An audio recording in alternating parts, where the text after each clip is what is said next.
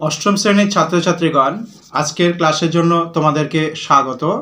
আজ আমি তোমাদের সামনে নিয়ে এসেছি কবি সাহিত্যিক সুভাষ মুখোপাধ্যায় রচিত লোকটা জানলই না। সুভাষ মুখোপাধ্যায় রচিত লোকটা জানলই না এই কবিতার বিষয়বস্তু নিয়ে আমি তোমাদের সামনে উপস্থিত হয়েছি, কবিতার বিষয়বস্তু তোমাদেরকে বুঝিয়ে দেবার জন্য। এসো ছাত্র বন্ধুরা, লোকটা জানলই না সুভাষ মুখোপাধ্যায় রচিত এই কবিতা আলোচনার আগেই আমরা কবি সম্পর্কে দু চার কথা জেনে নিই। কবি সুভাষ মুখোপাধ্যায় বাংলা সাহিত্য জগতে একজন উল্লেখযোগ্য ব্যক্তিত্ব। 1919 সালের 12ই ফেব্রুয়ারি নদিয়া জেলার কৃষ্ণনগরে কবি সুভাষ মুখোপাধ্যায়ের জন্ম হয়। তার পিতার নাম ক্ষিতীশচন্দ্র মুখোপাধ্যায় এবং মাতা জানকীবালা দেবী। কবির বাল্যজীবন অনেকটা সময় কেটেছে কলকাতায়।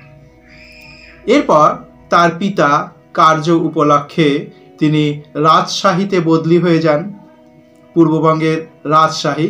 তার ফলে কবিকেও সেখানে চলে যেতে হয়। পরবর্তী সময় তিনি আবার কলকাতায় ফিরে আসেন। 1937 সালে মেট্রোপলিটন স্কুল থেকে তৎকালীন যুগে ম্যাট্রিক পরীক্ষায় তিনি উত্তীর্ণ হন। এরপরে কলকাতার বিভিন্ন কলেজে, বিশেষত স্কটিশ চার্চ কলেজ, সেখান থেকে তিনি বিএ পাশ করেন দর্শন শাস্ত্রে এবং 1940 সালে বাংলা সাহিত্য জগতে কবি সুভাষ মুখোপাধ্যায়ের পদার্পণ ঘটে। 1940 সালে তার প্রথম কাব্যগ্রন্থ প্রকাশিত হয়, যার নাম পদাতিক। এবং তোমরা জেনে রাখো, কবি সুভাষ মুখোপাধ্যায় তিনি পদাতিক কবি রূপে কিন্তু আমাদের কাছে পরিচিত। তার লেখা সহজ সরল, ছোট্ট ছোট্ট বাক্যে সুললিত ছন্দে তিনি তার রচনা করে গেছেন। তাই সকলের কাছেই তার রচনা হয়ে উঠেছে সুখপাঠ্য এবং গ্রহণযোগ্য। বহু কাব্যগ্রন্থ তিনি রচনা করেছেন। তোমরা অষ্টম শ্রেণীতে পড়ো, তাই সবগুলোর কথা আমি বলবো না। তোমাদের মনে রাখার জন্য কয়েকটি কাব্যগ্রন্থ তো মনে রাখতেই হবে তার নাম। তার উল্লেখযোগ্য কয়েকটি কাব্যগ্রন্থ হলো পদাতিক, অগ্নিকোণ, চিরকুট, ফুল ফুটুক, কাল মধু মাস, যত দূরেই যাই, ছেলে গেছে বনে, জল সইতে ইত্যাদি। আমি আবার বলি তার কয়েকটি কাব্যগ্রন্থের নাম: পদাতিক, অগ্নিকোণ, চিরকুট, ফুল ফুটুক, কাল মধু মাস, যত দূরেই যাই, ছেলে গেছে বনে, জল সইতে ইত্যাদি। তিনি যে শুধু কবিতা রচনা করেছেন, কাব্য রচনা করেছেন তা কিন্তু নয়, গদ্য রচনার ক্ষেত্রেও তিনি বেশ দক্ষতার পরিচয় দিয়েছেন। তার উল্লেখযোগ্য দু একটি গদ্য গ্রন্থের নাম তোমাদের মনে রাখতে হবে। যেমন প্রথমেই বলা যাক ঢোল গোবিন্দের আত্মদর্শন, উল্লেখযোগ্য গদ্য গ্রন্থ। ঢোল গোবিন্দের আত্মদর্শন, কাঁচা পাকা, কাঁচা পাকা, আমার বাংলা। এই আমার বাংলা গ্রন্থটি তোমরা দ্বাদশ শ্রেণীতে পাঠ করতে পারবে। আমার বাংলা খুব বিখ্যাত একটি গ্রন্থ। নারদের ডায়েরি। তাহলে কি বললাম?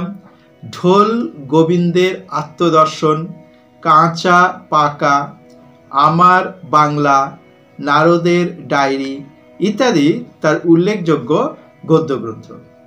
তিনি বহু রচনা, অন্য ভাষার রচনা তিনি বাংলায় অনুবাদ করেছেন। যেমন নাজিম হিকমত, তার একটি অনুবাদ সাহিত্য নাজিম হিকমত। পাবলো নেরুদার কবিতা, পাবলো নেরুদা চিলিয়ান কবি, তার কবিতাও তিনি বঙ্গানুবাদ করেছেন। সাহিত্য কীর্তির জন্য তিনি বহু পুরস্কারে পুরস্কৃত হয়েছেন। সাহিত্য একাডেমি পুরস্কার পেয়েছেন, জ্ঞানপীঠ পুরস্কার পেয়েছেন। এগুলো তোমাদের কিন্তু মনে রাখতে হবে। বিশ্বভারতী বিশ্ববিদ্যালয় তাকে দেশিকোত্তম উপাধিতে পুরস্কারে ভূষিত করেছে। কবি সাহিত্যিক সুভাষ মুখোপাধ্যায় আমাদের ছেড়ে চলে গেছেন 2003 সালের 8ই জুলাই। তো এই তো গেল লোকটা জানলই না এই কবিতাটির রচয়িতা কবি সুভাষ মুখোপাধ্যায়ের জীবনের সংক্ষিপ্ত ইতিবৃত্ত। এবার চলো আমরা কবিতার মধ্যে প্রবেশ করি। আবার বলি, কবিতার মধ্যে প্রবেশ করার আগে জানতে হবে লোকটা জানলই না এই কবিতাটি কোন গ্রন্থ থেকে নেওয়া হয়েছে, অর্থাৎ উৎসটা কি। কবি সুভাষ মুখোপাধ্যায় রচিত শ্রেষ্ঠ কবিতা, যদিও এটি সংকলন গ্রন্থ, এই সংকলন গ্রন্থ থেকে লোকটা জানলই না এই কবিতাটা নেওয়া হয়েছে। এবার আমি একবার কবিতাটা পাঠ করি, তারপরে কবিতার বিষয়বস্তু সম্পর্কে তোমাদের সামনে আলোচনা করো। কবিতা কিন্তু পাঠ করাটা খুব মূল্যবান। তোমরা অনেকে মনে মনে পড়ো, কিন্তু এটা একটু সরবে পড়তে হবে, তাহলে ভুল ভ্রান্তি যিনি পাশে থাকেন তিনি কিন্তু ধরিয়ে দিতে পারবেন। বাদিকের বুক পকেটটা সামলাতে সামলাতে হায় হায়, লোকটার ইহকাল পরকাল গেল, অথচ আর একটু নিচে হাত দিলেই সে পেত আলাদিনের আশ্চর্য প্রদীপ তার হৃদয়। লোকটা জানলই না। তার কড়ি গাছে কড়ি হলো, লক্ষ্মী এলেন রণপায়, দেওয়াল দিল পাহারা, ছোট লোক হাওয়া যেন ঢুকতে না পারে। তারপর একদিন গোগ্রাসে গিলতে গিলতে 2 আঙুলের ফাঁক দিয়ে কখন খসে পড়ল তার জীবন। লোকটা জানলই না। খুব ছোট্ট ছোট্ট বাক্যে অল্প কয়েকটি শব্দের মাধ্যমে কত সুন্দরভাবে জীবনের একটা মর্মসত্য কবি সুভাষ মুখোপাধ্যায় লোকটা জানলই না কবিতার মাধ্যমে আমাদের সামনে তুলে ধরলেন। এই কবিতাটা যেন বাস্তব জীবনের একটা প্রেক্ষাপট, বাস্তব জীবনের কথা এই কবিতার মধ্যে তুলে ধরেছেন। তাহলে এসো, আমি কবিতাটা পাঠ করলাম, তোমাদেরও কিন্তু বারবার করে পাঠ করতে হবে। বারবার করে পাঠ করলেই তোমরা এর ভেতরের সত্যটি অনুধাবন করতে পারবে। আমি কবিতার বিষয়বস্তু তথা ওই সার সংক্ষেপ মোটামুটি কেমন হতে পারে তোমাদের বোঝার জন্য একটু বলে দিচ্ছি। অর্থাৎ কবিতাটির মাধ্যমে লোকটা জানলই না এই কবিতাটির মাধ্যমে কবি আমাদের কাছে কোন তথ্য, কোন সত্য পরিবেশন করতে চাইছেন। কবি সুভাষ মুখোপাধ্যায়ের কবিতা চলমান জীবনের প্রতিচ্ছবি। সাধারণ মানুষের কথা, তাদের জীবনের সুখ দুঃখ ইত্যাদির কথা তিনি তার কবিতার মাধ্যমে প্রতিঘাতময় জীবনের কথা, সমাজ জীবনের বাস্তব চিত্র তিনি তার কবিতার মধ্যে তুলে ধরেন। লোকটা জানলই না এই কবিতাটি তার একটি উজ্জ্বল দৃষ্টান্ত। মানুষ দৈনন্দিন কাজে লিপ্ত থাকতে থাকতে নিজের সম্পদ আহরণে মত্ত হয়ে ওঠে, আর তা করতে গিয়ে কখন যে জীবনের মূল উদ্দেশ্য থেকে মানুষ বিচ্ছিন্ন হয়ে যায় তা তারা অনুভবই করতে পারে না। আর যখন সেই অনুভূতির জাগরণ ঘটে, যখন মানুষ বুঝতে পারে যে জীবনের অনেক কিছু শেষ হয়ে গেছে, ততক্ষণে জীবনের শান্তি তথা জীবনের আত্মিক স্বাদ, জীবনের যে পরম আকাঙ্ক্ষিত পাওনা, সেগুলো আর পাবার উপায় থাকে না। আলোচ্য কবিতায় লোকটা জানলই না এই কবিতার মধ্যে ওই লোকটার জীবনচর্যার মধ্য দিয়ে কবি যেন সেই সত্যটিকেই তুলে ধরতে চেয়েছেন কাদের কাছে? আমাদের কাছে, অর্থাৎ পাঠকের সামনে। এই কবিতায় বর্ণিত হয়েছে লোকটা। এই লোকটা কিন্তু কোনো একজন নির্দিষ্ট লোক নয়, আমি তুমি সবাই হতে পারি যারা অর্থের পিছনে ছুটে চলেছে।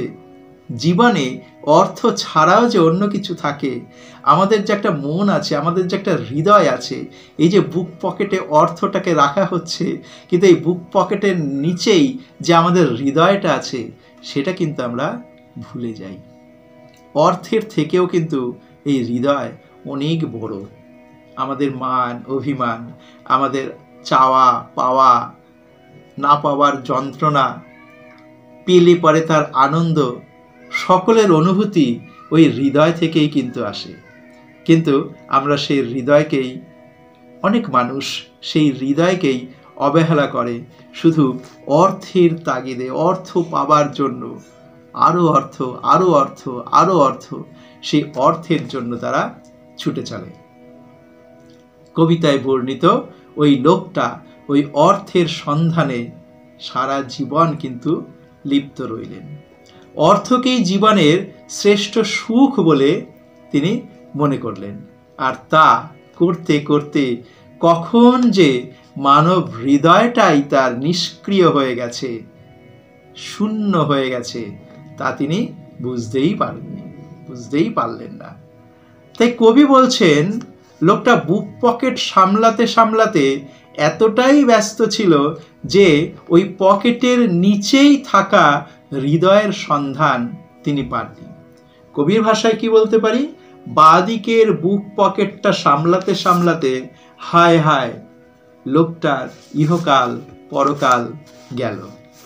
তাহলে ওই বাদিকের বুক পকেট, অর্থাৎ যেখানে অর্থ সঞ্চিত আছে, তা সামলাতে সামলাতেই তার জীবন কিন্তু শেষ হয়ে গেছে। ওই হৃদয়কেই কবি আলাদিনের আশ্চর্য প্রদীপের সঙ্গে তুলনা করেছেন। কেন তুলনা করেছেন? কবি বলছেন, আর একটু নিচে হাত দিলেই সে পেত আলাদিনের আশ্চর্য প্রদীপ তার হৃদয়। তাহলে হৃদয়টাকে আলাদিনের আশ্চর্য প্রদীপের সঙ্গে কিন্তু তুলনা করা হয়েছে। মানুষের হৃদয় হলো মানুষের শ্রেষ্ঠ সম্পদ, যেটা আমি প্রথমেই বললাম। আমাদের ভালো লাগা, আমাদের খারাপ লাগা, আমাদের চিন্তা চেতনা, সমস্ত কিছুই তো ওই হৃদয়ের মধ্যে। উৎসপদ তো সেই হৃদয়ের সন্ধানই সে করলো না। হৃদয় কি চায় সেটা সে অনুভব করলো না, সে শুধু অর্থের পেছনে ছুটলো। সবটাই কিন্তু আমাদের ওই হৃদয়ের সামগ্রী। ওই হৃদয়টাই যদি না থাকে, হৃদয় যদি শুকিয়ে যায়, তাহলে মানুষ তো আর মানব সুলভ থাকে না। অর্থের চিন্তায় বা অর্থের নেশায় মানুষ পাগল হয়ে যায়। এই অর্থ অর্থাৎ লক্ষ্মীর ভাণ্ডার সে ঘরে স্থাপন করে, আর লক্ষ্মীর ভাণ্ডার যত উপচে উঠবে তত কি হবে? তাকে পাহারা দেবার ব্যবস্থা করতে হয়, তাকে চার দেওয়ালের গণ্ডিতে আবদ্ধ করে দিতে হয়। জীবনের স্বাভাবিক ছন্দ কিন্তু প্রতিহত হয়, কারণ আলো বাতাস, হাওয়া বাতাস সেখানে প্রবেশ করে না। অর্থাৎ তোমার চেতনাটা এক জায়গায় আবদ্ধ হয়ে আছে। ওই অর্থ, অর্থ আর অর্থ। অর্থ চুরি হয়ে যাবে না তো? অর্থ কেউ নিয়ে নেবে না তো? অর্থ কমে যাবে না তো? আরো অর্থ আমাকে সঞ্চয় করতে হবে। এই অর্থের পিছনে ছুটতে ছুটতেই আমাদের কিন্তু জীবনের সাধারণ ছন্দ, স্বাভাবিক গতি, সেই ছন্দের কিন্তু পতন ঘটে। অর্থ আত্মসাৎ করছে সেই লোকটি গোগ্রাসে, সারা জীবন অর্থ উপার্জন করেছে, অর্থ সঞ্চয় করেছে, অর্থ রক্ষণাবেক্ষণের জন্য তার জীবন লিপ্ত করেছে। কবি কি বলেছেন? তার কড়ি গাছে কড়ি হলো, লক্ষ্মী হেলেন রণপায়। রণপা মানে রণপা, তোমরা দেখবে আগেকার দিনে ডাকাতেরা ব্যবহার করতেন। উঁচু বাঁশের ওপরে সেই বাঁশগুলোকে পায়ের মতো ব্যবহার করে তারা অনেক জোরে ছুটতে পারতেন, খুব দ্রুত ছুটতে পারতেন। সেই রণপা অর্থাৎ দ্রুত গতিতে তার অর্থ এসেছে। আর অর্থ আসলেই কি হবে? অর্থকে পাহারা দেওয়ার ব্যবস্থা করতে হয়েছে, দেওয়াল দেওয়া হয়েছে। সেই দেওয়ালকে ভেদ করে হাওয়া বাতাসও ঢুকতে পারে না। ছোট লোক হাওয়া কেন বলেছেন? অর্থাৎ হাওয়া বাতাস আসলেই মন আমাদের বিক্ষিপ্ত হবে, অর্থাৎ তখন মন শুধু অর্থের দিকে না, মন কিন্তু ভালো কিছুর দিকেও যাবে, হৃদয়টা প্রসারিত হবে, যা অর্থ পিপাসু অর্থ লিপসু মানুষের কাছে ছোট লোক অর্থাৎ খারাপ। তাই কবি এখানে কিছুটা ব্যঙ্গ বিদ্রুপ করেছেন, তাকে ওই অর্থ লিপসুদের কাছে হাওয়া বাতাসকে ছোট রূপে তারা কল্পনা করে, সেই কথাটা বলেছেন। এইসব মানুষের কাছে হৃদয়বত্তার কোনো মূল্য নেই, তাই মানবতা থেকে তারা ক্রমে দূরে সরে যায়। লোকটা এভাবেই চলতে চলতে চলতে একদিন তার জীবন দ্বীপ নিভে যায়, অর্থাৎ জীবন আকাশ থেকে প্রাণরূপ তারারূপ প্রাণ, অর্থাৎ প্রাণকে তারার জীবন তারার সঙ্গে তুলনা করা হচ্ছে, সেটা খসে যায়। অর্থটাই লোকটির কাছে অনেক বড় হয়ে উঠল। জীবনের মূল্য সে, প্রাণের মূল্য সে, হৃদয়ের মূল্য সে কোনো দিনই বুঝতে পারল না। তাই কবি শেষে বলছেন, কখন খসে পড়ল তার জীবন লোকটা জানলই না।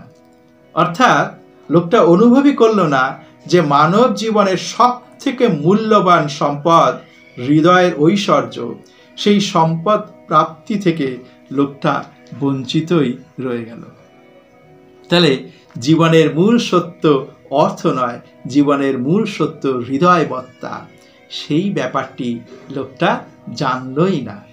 তাহলে কবি সুভাষ মুখোপাধ্যায় লোকটা জানলই না এই কবিতার মধ্য দিয়ে অর্থ নয় মানবতা বড়, অর্থ নয় হৃদয়টা বড়, এই কথাটাই আমাদের কাছে প্রকাশ করতে চেয়েছেন, প্রসার করতে চেয়েছেন।